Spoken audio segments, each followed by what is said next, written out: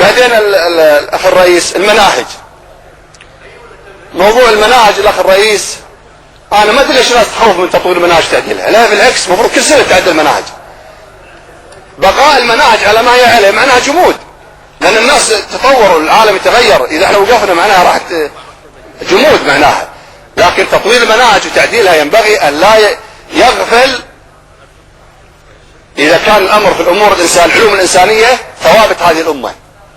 أما الأمور العلمية فهذا أمر المفترض أن سنويا يكون في تطوير للمناهج والتعليم حتى في طريقة التدريس.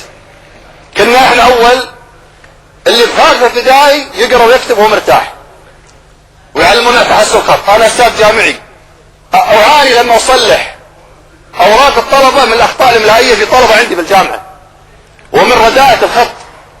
معناها المفروض الأخوة التربويين يراجعون هذا الأمر. نعم.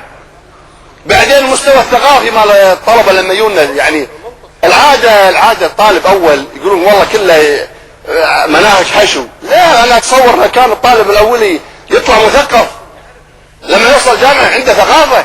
الآن يوصلنا الطلبة يعني اهتماماتهم وثقافاتهم، مع احترامنا يعني في طبعا في ناس زينين، لكن أتكلم يعني بشرائح أصبحت ظاهرة ثقافتهم محدودة جدا واهتماماتهم محدودة، وطريقة سلوكهم تعاملهم مع المجتمع الكويتي ومع المواطنين غريبة. يعني هذا دوركم اخواني، وآمل منكم ان شاء الله ان تكونوا اهل المسؤولية، وانا ثقتي فيكم واعلم عبء المسؤولية اللي عليكم. اذا اصلح حال وزارة التربية صدقوني راح يصلح حال البلد كلها، واذا لم يصلح حالها سيكون صعب علينا اصلاح باقي الامور، لان انتم تربون شكل عتيلة الطلبة وجيل المستقبل. وشكر لكم وشكر لأخ وزير التربية، وآمل اني اشوف شيء عملي واقعي في المستقبل. شكرا لك الرئيس.